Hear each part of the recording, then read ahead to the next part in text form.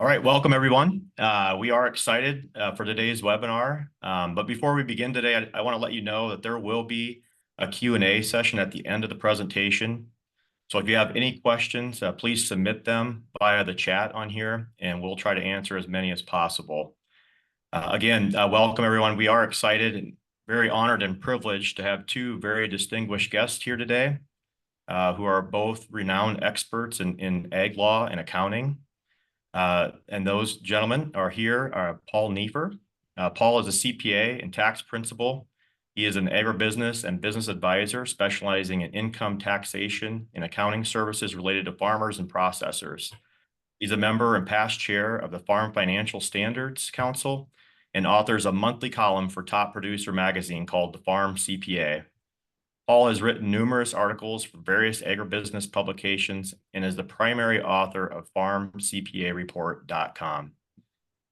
Roger McEowen is a professor of agricultural law and taxation at Washburn University School of Law in Topeka, Kansas. He also teaches an undergraduate course in agricultural law at Kansas State University. He is a well-published and has traveled the country since 1992, speaking on agricultural law and tax topics. His agricultural law and tax report can be heard daily across the country on farm radio stations and Sirius XM 147. He is also the author of the Rural Practice Digest on Substack. He began his career in private practice in North Platte, Nebraska, and is licensed to practice in Nebraska. Ethan Branscum. Ethan joined SOAR in August of 2022 as a Senior Director of Acquisitions and Portfolio Management for Farmland. In this role, he oversees the investment analysis and acquisitions operations for both the SOAR Farmland Fund and Legacy Farmland Fund. His expertise has been instrumental in the launch of the Legacy Farmland Fund, a 721 exchange for farmland, which we'll be discussing here today. And he's helped build quickly a current acquisition pipeline of over 100 million in potential contributions. Prior to SOAR, Ethan has spent over a decade in the agricultural, finance, and investment industry. I'm Eric Mueller, and I'm a general partner in both the SOAR Farmland Fund and the Legacy Farmland Fund.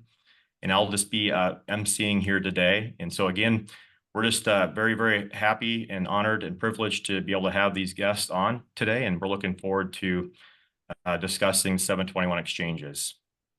So we developed Legacy Farmland Fund as a vehicle for farmland owners to utilize the 721 exchange and enjoy the many benefits that it offers within the fund.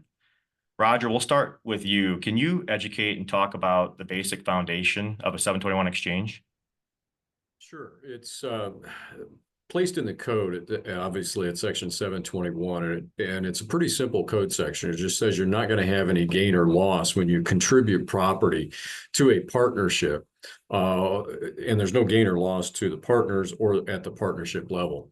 And so pretty basic stuff, and you can see the flow at the bottom of the side. At the bottom of the slide. So you've got an asset, farmland, that is transferred to the Legacy Farmland Fund in a 721 exchange transaction. So that's your partnership right there.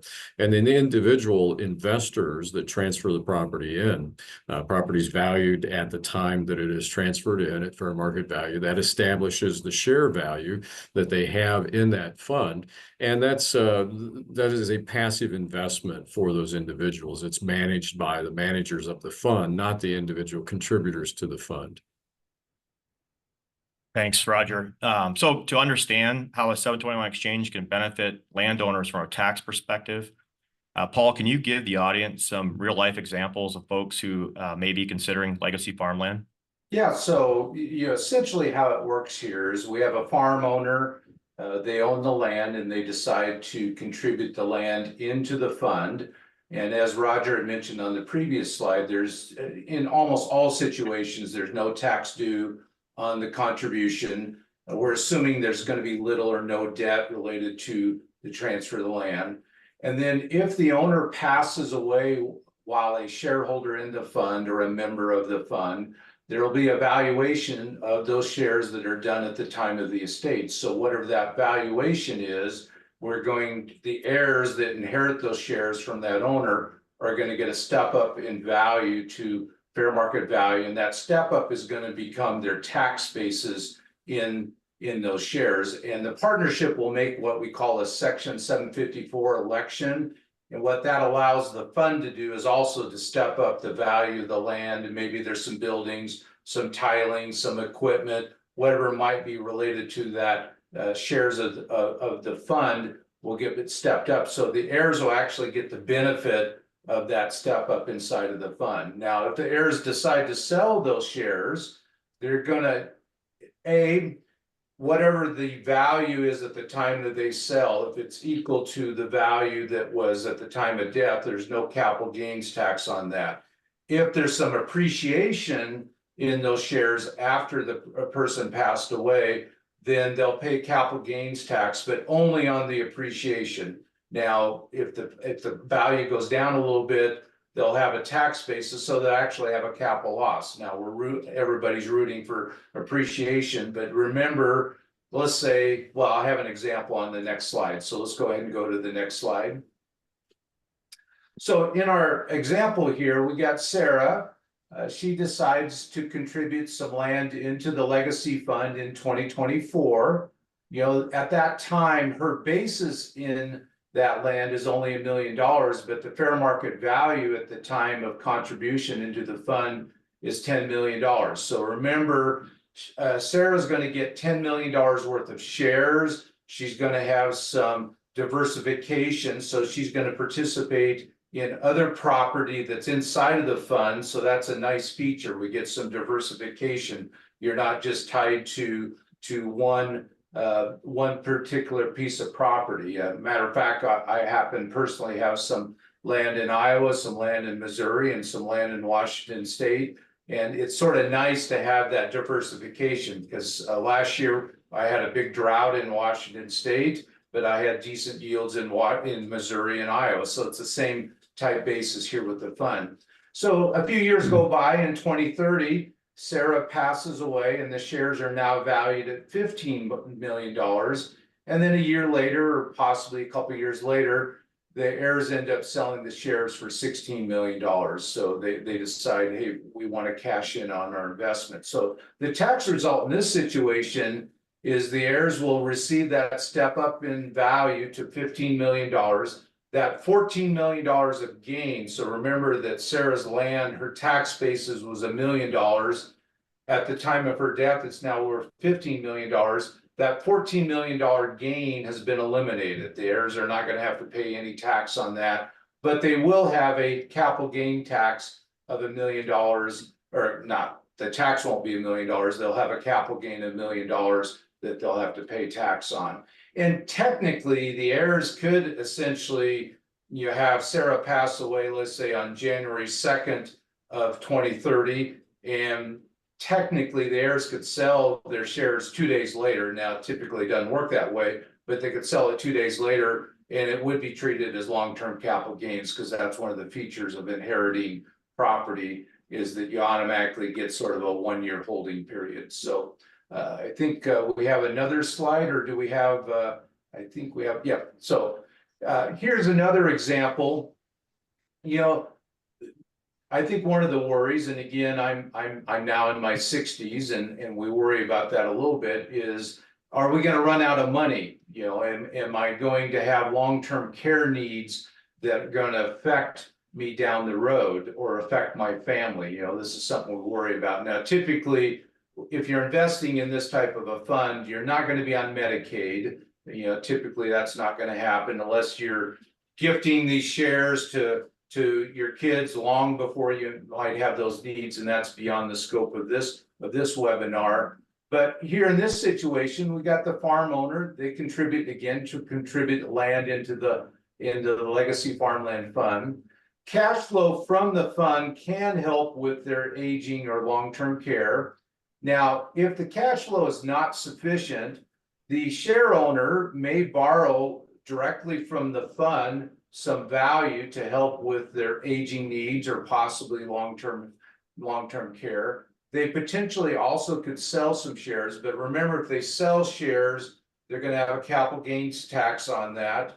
If they borrow against their shares, you know, they're going to have an interest cost, but it is providing that nice liquidity that's available to those that may be facing that as they get older. Now, if there's a loan outstanding at death, the shares can be sold to pay off the loan. Maybe the heirs decide, hey, we really like being an investor in this fund, and they have some outside liquidity. They might just use that to pay off the loan. And remember, there's a full step up.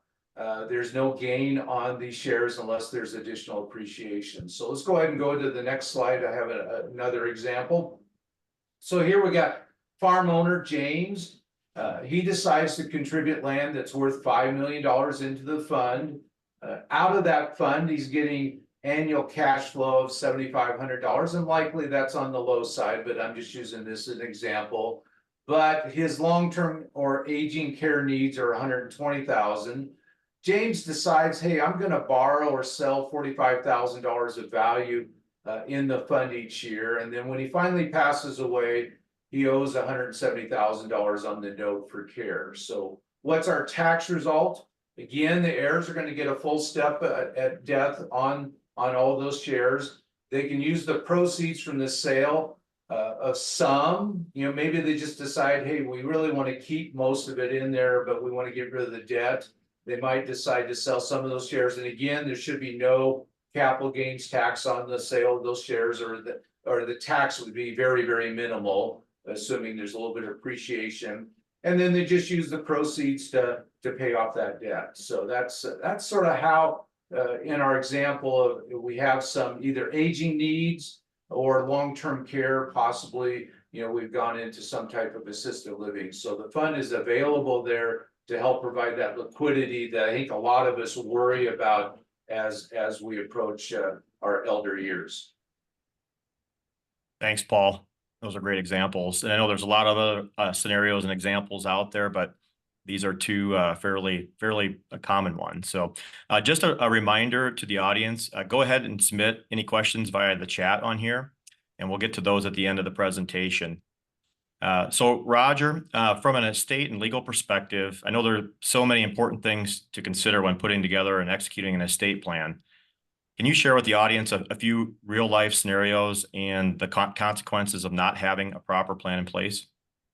Yeah, and that's a great question, because all the data indicates that probably 2/3 and maybe 3/4 of farmers don't have a formal estate plan that's been put together, or they have one that's badly out of date, or that really doesn't work for the current situation. And that trend has been there for my entire career. We have been unsuccessful in convincing farmers that they need to put a formal plan together. So we've got an example here where you have a farmland owner that dies with no formal estate plan.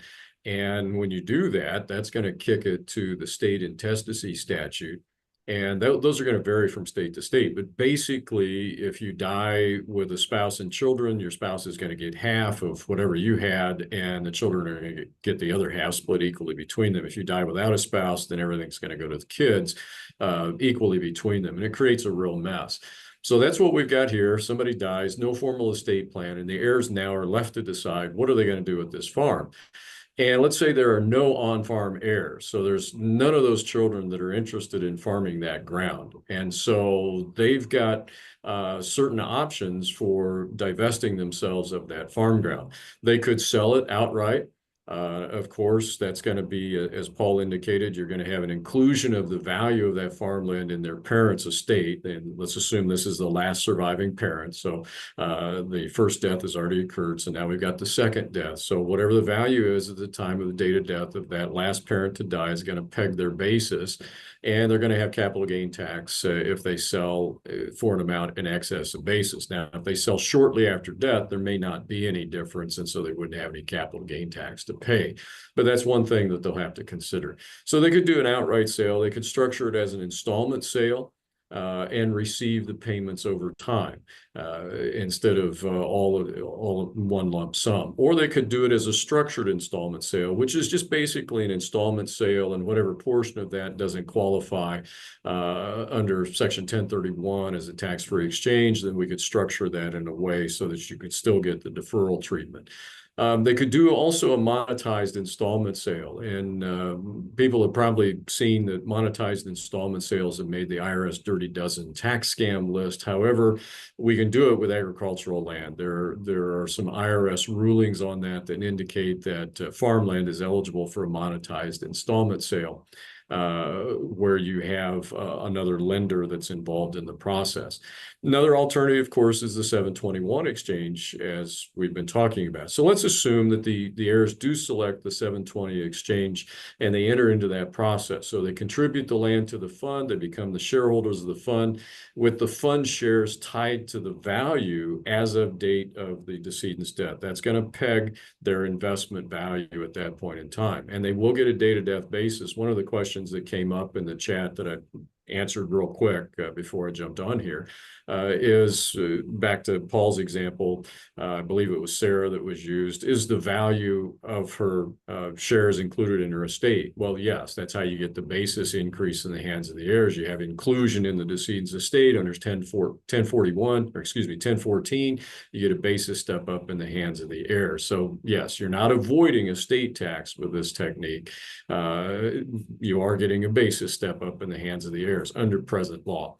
And so the heirs put the transfer into the fund. There's no tax on that. They become shareholders of the fund with the value tied to the value of the property at the time of death. They get the step up in basis.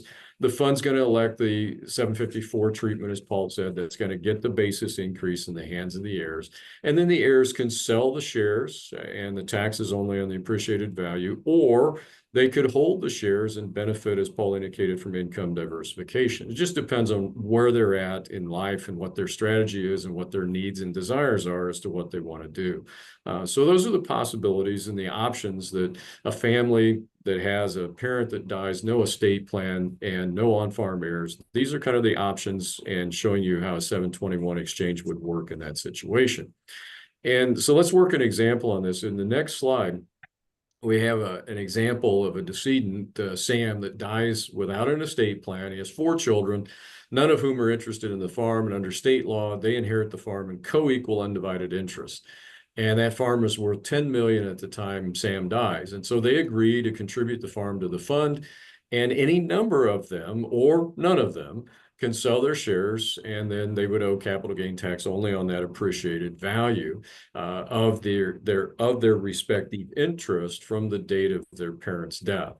Now, what this does is it can avoid, or it does avoid, the partition and sale action if the heirs don't agree on what they want to do. Some can sell their shares, some can continue to invest in the fund, keep it in the fund, and have that as an investment vehicle. The problem you get into if when we have fractional interest in real estate going to heirs and undivided shares is that nobody can get out of that unless basically there's a partition and sale action. You can go to court. If somebody wants out, the others don't agree. They want to hold it, and the court, they'll file a partition action with the local district court, or whatever it's called in the state that they're in. And unless the court can divide that property in precisely equal shares, not just on value, but based on water, based on trees, based on soil depth and slope, and all the characteristics that are necessary for determining whether we have equal shares, equal tracts, then the court will have to order the property entirely, in its entirety, sold, and will split the proceeds. Well, that can create problems. So this is a mechanism to avoid a partition and sale action, and actually can work pretty well in that situation. In the next Roger, I was going to interject there. I think you and I see lots of times where you do have families and there's a couple kids that really sort of want to maintain that legacy, but then a couple other kids want to sell the farm. So like you say, it ends up being a battle. Whereas the nice feature of this fund is they can contribute the land into the fund. Those kids that really want to sell, they can sell for fair market value. And the ones that really want to maintain that legacy are allowed to continue to, hey, I know that farm. Even though I'm a fund investor, I can still go out and see my farm, you know, exactly. So I think this is really one of the best features of this is the ability for those families where some siblings want to sell, and Right. some want to maintain that legacy, this really helps in that situation. Yeah, and I think it ties in well with an earlier point you made with respect to long-term care funding. There may be a child that needs long-term care funding, the others don't, and so for that child, they can sell their share amount and receive that income and still keep that farm intact for the others that want to treat it as their legacy. So, you got a lot of options. It gives you a lot of flexibility in planning, and Paul's comment brings that out well. So let's change the facts a little bit. So Sam now dies without an estate plan, leaving 4 children, none of whom are interested in the farm. So that's the same as the prior example, and they're going to inherit the farm in co-equal interests, undivided interests. The farm is worth 10 million. Okay, so the heirs agree to contribute the farm to the fund. Any number of them or none of them can sell their interest. And again, that avoids the partition and sale action if they don't agree and they get an investment for the heirs not selling. So that pretty similar situation. In fact, I think that might be a duplicative slide in that situation. Let's go on to the next one. There we are. There we are. Okay. This is the situation where we've got debt on the land and no formal estate plan. Again, the farmland is worth 10 million and the farm is collateral for a $3 million loan. So the loan to asset value exceeds 20%. In this situation, the fund won't accept that contribution. Once you get up around 15 or 20%, the fund won't accept that contribution. So let's go to the next slide and change that fact a little bit. Let's modify that number a little bit. Can we move on to the next one? Or are we stuck? Joys of technology. Sometimes this occurs. So, Roger, is this the slide you want? The next one after this gets into the anti-corporate farming laws. Okay. Well, I think I had another slide in there where I reduced the amount of the loan value a little bit where the fund would accept it. Let's say it was 10%. And that changes the metric a little bit. You still don't have tax on the contribution going in. And the point with that, even though there's debt, there's another rule that would indicate that there's no tax on the indebtedness. The indebtedness does not create a tax liability for the contributor because we have another code provision that deals with that. And what the fund might do is kind of recapitalize that or the fund might do some other things with that. But the point is, if you have indebtedness on the land, and that often occurs in many situations, there is still no tax to the contributor in that situation. But the point we're making on this slide is once you get up above that 15 to 20% threshold, the fund's going to look at that pretty closely and may not accept that into the fund. Paul, anything you want to add on that before we move on? Yeah. No, I agree. And again, as you mentioned, the debt, there'll be some type of reallocation or allocation of non-recourse debt back to the family so they can maintain the fact that they won't have a gain. Yep. Okay. One other thing we want to look at on this, sometimes we have to deal with state laws, depending on what state you're in. There are numerous states, there's about 8 in total, primarily in the center of the country. Now, if you're basically east of Missouri/Iowa, or you're west of Kansas and the Dakotas, you don't have to worry about this. So it's right in the center part of the country is where you're going to see the major restrictions with respect to corporate involvement in farming. And these laws go back. The first genesis of these laws was in the 1930s out of the Depression era. And the fear was that large corporations would come in and start owning the land, and there was enough stress in agriculture at that time anyway that they wanted to, the legislatures in numerous states wanted to prevent more what they viewed as problems for family farmers. So then you got the first round of the anti-corporate farming laws. There was a new round kind of in the 1980s when you had the farm crisis of the 1980s. Those laws, the original laws had sunset, and we came back with another round of anti-corporate farming laws in the 1980s. There have been modifications since then. Those laws were not sunsetted. They largely stayed in place with modifications and tweaks over time to deal with production contracting and unique things that would come up from state to state. But in 42 states, The fund is not restricted here. Now, remember, the fund is a partnership. It's a form of a partnership, and these state laws will deal in one respect or another with, while they're called anti-corporate farming laws, they're going to deal with partnerships and LLPs and LLCs when they came on the scene. And so the fund has to worry about these restrictions in certain states. But in 42 states, the fund can form a wholly owned LLC in the state of the farm's location. And so the fund will identify the land to be acquired or invested and establish the wholly owned LLC with state filings at the Secretary of State's office in that particular state. The LLC agreement then is executed with the sole member being the fund, with the managing partner as the manager. And the acquisitions assign rights under the purchase agreement to the LLC. That's the process in those 42 states. Now, when we look at the other 8 states that are out there, each state law is specific here. And I want to emphasize that. Some are more restrictive than others, but this is tied to the particular state at issue.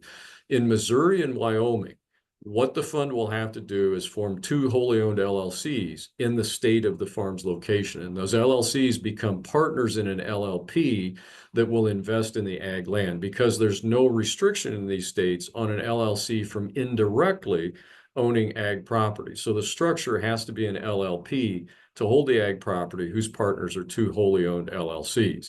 So you can see here, the legal work has to get fairly detailed in these types of states. So the fund can operate in Missouri and Wyoming, but it has to be structured a little bit differently. Now, when we look at some of the other states, we go to the next slide. In Iowa, Kansas, Minnesota, South Dakota, North Dakota, and Oklahoma, you can use what's called a parallel LLP fund structure that has only individuals as partners. That's how you finesse, if we want to use that term, around using a corporate structure to as partners. So you can have individuals as partners in these states. But except with North Dakota and Oklahoma. I think North Dakota and Oklahoma create a problem here because their laws are pretty airtight. You cannot invest in ag property in those states through this structure. That is a complete bar. Those anti-corporate farming laws there are locked down. Now, Nebraska had one of these statutes a number of years ago. It was declared unconstitutional, and the South Dakota provision has also been tied up in court. We have some court rulings on South Dakota as well as the Iowa provision, and those were dormant commerce clause cases a number of years ago. I have a large article out there on that I published probably 12, 15 years ago when this was hot. So if you're looking for more information out there on this, it is out there. But just a caveat on this, that it's not as straightforward the way the fund can be formed and operate in certain states. But the vast majority of states, it's not a problem. Okay, thanks, Roger. Appreciate that. I'm going to walk through, and we got just, I think, 2 slides left, and we'll kind of go through some of the benefits of the fund that we have in place, and then we can open it up and answer some of the questions that are coming in the chat. But just to start out, these features that we're kind of going over now, this is specific to the fund, things that we put in place as benefits or perks of the fund. It doesn't have anything to do necessarily with the process of the 721 exchange. But just kind of going over, benefits of the fund in doing this. Number one, we really see this as an efficient estate planning tool for attorneys, CPAs, families going through succession planning from one generation to the next. Also, the liquidity aspect of it, the ability for shareholders to leverage their shares, and the fund will advance them tax-free loans on those shares as a efficient liquidity option for them. And then, the diversification that the fund offers. So when you own an asset, a single asset, you are pretty concentrated in the different risks that are associated with that piece of farmland. When the asset goes into the fund, those shareholders are now owners of all of the farms that are in the fund. which give them geographic diversification, tenant diversification, weather diversification across the different farming areas. So that's a big benefit for people that are looking for a wider portfolio of farms to invest in. This is an efficient way to do this via the 721 exchange. And then there's a couple of things I'll hit on, things that the fund is committed to preserving, the legacy of the farmland owners. Number one, the fund cannot sell the land without the farmland owner's permission, so long as that original contributor is alive. And our intent with that is that we're committed to, when these farms come into the fund, it's not that we take this land and then immediately flip it or sell it back. The intent is that this fund becomes a fund that is made up of the original families and landowners of the original land. So obviously there's times where it may make sense for the fund to explore options to liquidate land. But for us to do that, we would have to have it in writing permission from the original contributor in order to do that. Also, this is a big deal that we see a lot, the first right to lease the ground. So if the original contributor has a son or a grandson or a granddaughter or daughter, or even a neighbor that has farmed that land for a long period of time, we offer them the right to establish the tenant that goes on that property. We also give them the right to have the first right of refusal to repurchase that ground should they want to pull the land back out of the fund and back into their family at a later date. We also give them special rights to use the land for hunting or recreational activities, family reunions. And then for every farm that comes into the fund, the land is titled holding the original name of the family that puts it into the fund.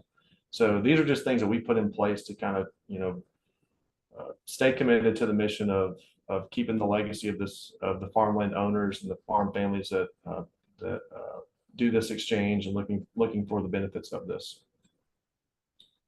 So with that, I know we're over 30 minutes, but I think we have some questions that we can get to.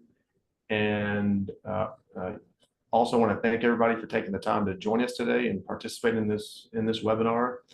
And we will get through some questions. If there's questions that we don't get through, we have your contact information, and we have we'll respond via email to individual questions that come up that we can't get to today. Let me see. What is the source of cash flow to shareholders? So all the farms that come into the fund are leased out on a cash rent basis to a tenant. So the cash flow for the shareholders is all the rental income from all the assets in the fund are pulled up, and that's what produces the dividend payments back to the shareholders from the rental income of the properties.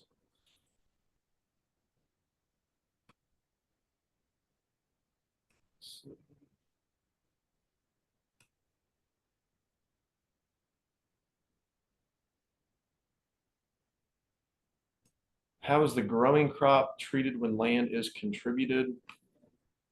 We don't. So we would do a pro rata adjustment of the annual lease rate of the land and give consideration of that when the land is coming in, but it's not necessarily anything's done with the actual growing crop on it. But that's something that could definitely be negotiated.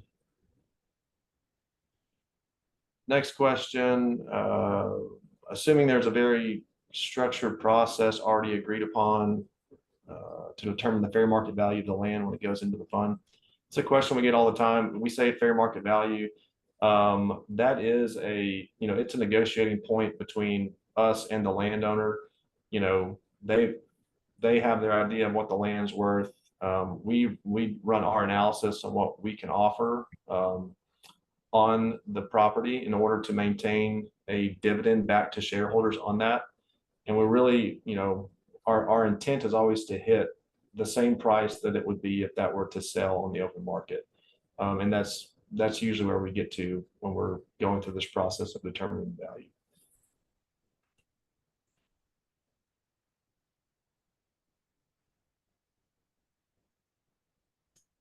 Does the farmland owner have to contribute the land to the fund to receive exclusion on capital gain treatment, or can farmland owners sell the land and contribute the cash proceeds to the fund and still receive exclusion of capital gain treatment similar to a 1031 exchange? I may let Roger or Paul. Yeah, no, you're not going to be able to, you can't sell it and then roll the proceeds into the fund on a tax deferred basis. Now you could sell the land, do a 1031 into new land, and then roll that land into the fund, but you wouldn't be able to directly sell. And again, this is before death, after death, it may not matter, but again, the whole idea of the fund is that you're contributing land, not cash, into the fund. Yeah. Anytime you sell and then contribute cash, that's not a 1031 exchange.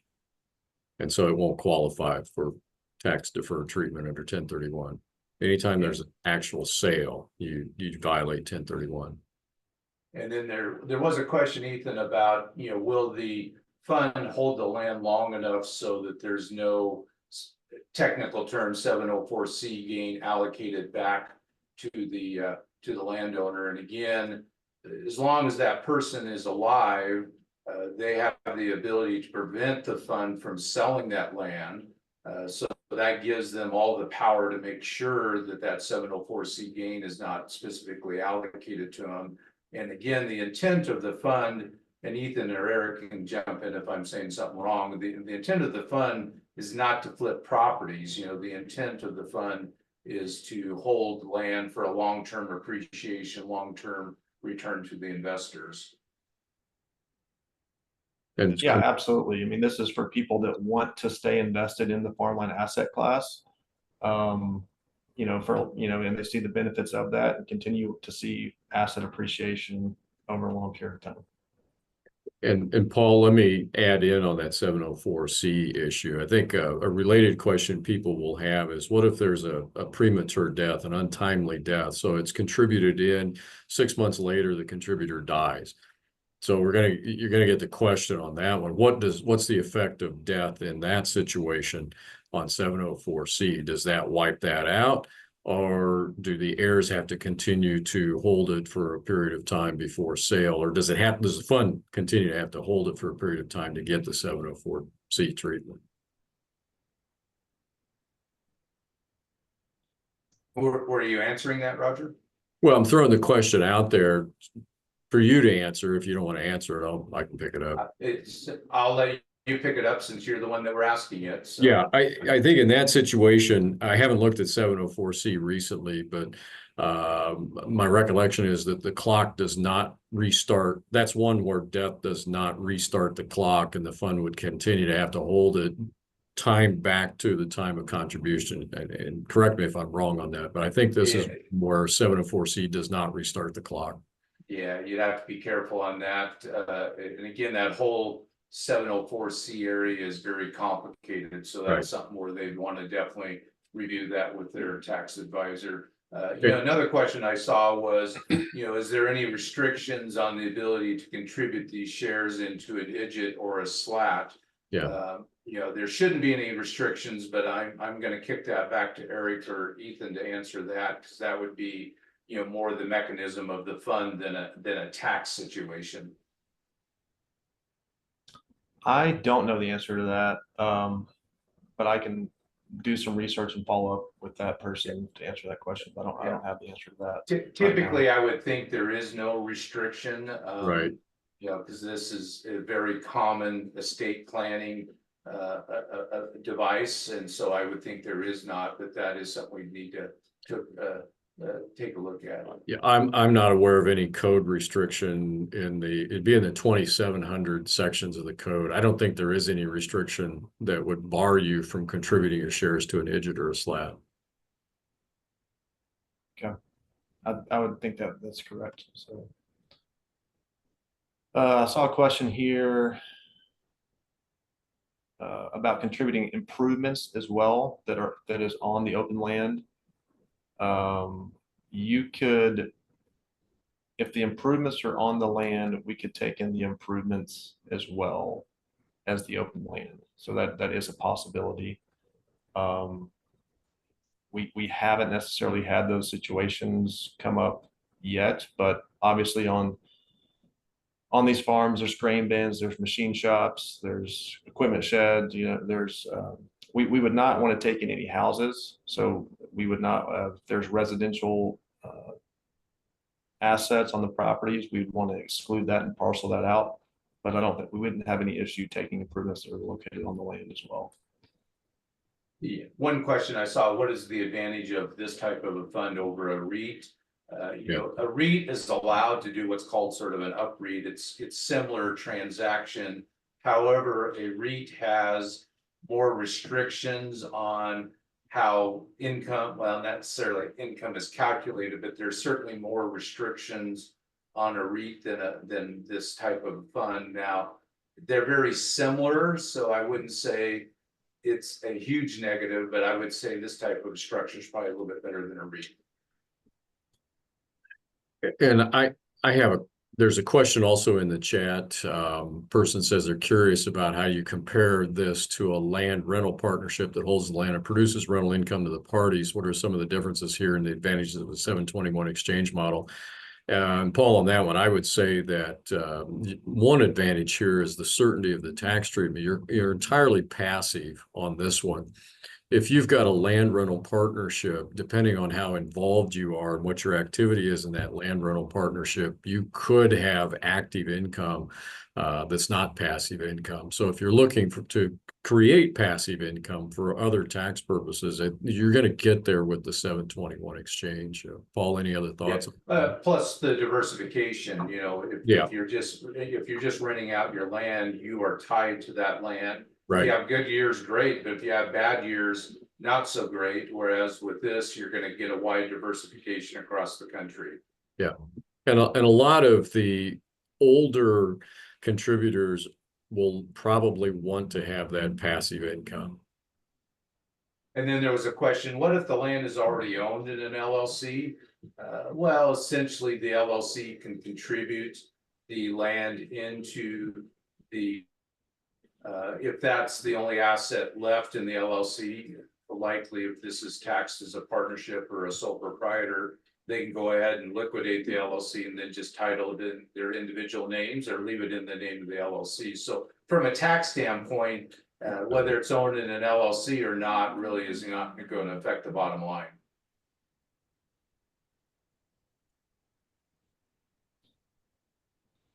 Saw another question about are the share values tied directly to the farmland that you contributed or all of the fund's farmland? So your share value is based on the entire value, the net asset value of the entire fund. So it's aggregated across all the assets that go into the fund. Same with the income received. So the partnership distributions that you receive off of this, they're not just tied to your income off the property that you contributed. It's across all the assets that come into the fund. That's how you get that diversification that we referred to previously, and as is one of the benefits of the fund. Ethan, questions about there are two K1s. separate concepts on that let's make sure people don't conflate here. You have value and basis. The value of your shares is going to be based on all the assets in the fund and how the fund is doing. The basis is tied to the particular asset that you contributed in. Yeah, that's a good point. Good distinction on that. And then, there was a question that, if the improvements have been depreciated, then what would be the implications of that? Seems like you would lose capital gain on those improvements. Essentially, as you contribute those in, there is no gain at that time. There is sort of a tracking of that. So if and when you sell those assets or sell the shares, there might be a little bit of ordinary income allocated to you. But remember, if the value of those improvements have decreased over time, the gain allocated to those improvements is going to get lower and lower, and eventually it may disappear. Also, if the person passes away owning those shares, that gain on those improvements, that ordinary income taint, so to speak, would disappear with the death of the taxpayer and the election under 754 to step it up under what we call code section 743B. So I think if those shares were sold fairly quickly after you contributed, the asset and the improvements were material, yes, you would maybe have a little bit of ordinary income, but if this is a long-term hold, eventually that ordinary income taint's going to disappear and it's all going to be capital gains upon a sale. There's a couple of questions about pertains more to our asset management or portfolio management of the fund. One question is related to who's in charge of leasing the land after it's contributed. So we work with a professional farm management company. So once the land comes into the fund, the land is professionally managed at the asset level by that management company. And we at SOAR are the portfolio manager of the property from that point on. That's what allows you to be a completely passive investor in this. We handle all the management of that property. Another question about rental rates and solar leases and who handles that. So that brings up a couple of good points. Number one, we would be in charge of potentially putting solar leases or wind leases on that property, so long as the original contributor is okay with that. If a contributor contributes to land and has a strong preference that that land does not go into solar production or wind energy production, then we commit to not doing that if that's the wishes of that land, knowing that that's a sensitive subject, that some people they want that farm to continue to be farmed in row crop production.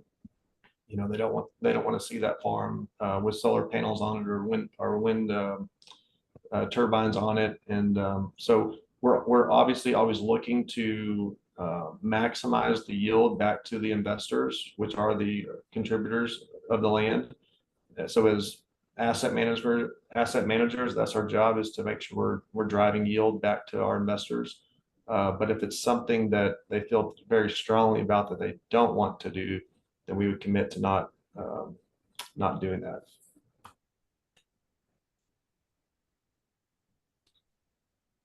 Ethan, there was a question, I think more directed to you guys, and it says, if you build the option in for the family to buy the land out of the fund, is that being purchased at fair market value?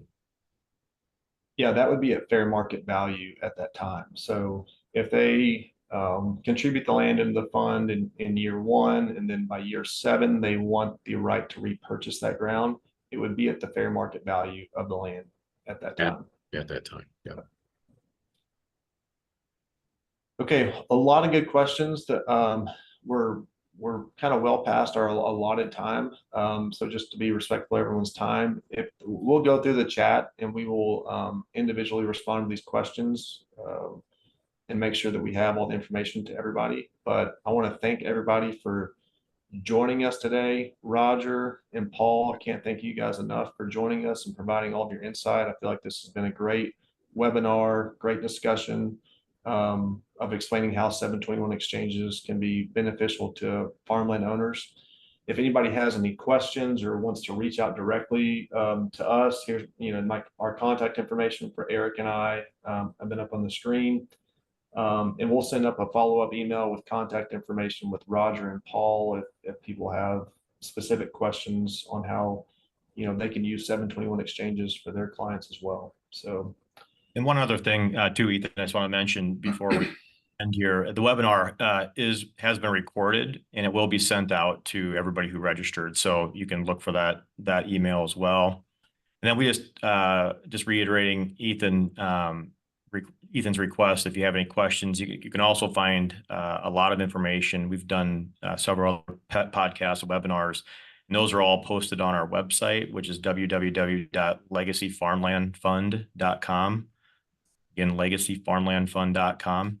And so you can go there for more information and reach out to us directly from there as well. So we also just, if you have any colleagues or clients that you think the 721 exchange might benefit, them, feel free to pass along the information, and we'd love to visit with any folks that this might be a solution for. So thanks again, everybody, for joining us here today. Again, thank you, Paul and Roger. And have a great day, everybody. Thanks again. Thank you, everybody. Thanks. Thanks, everyone.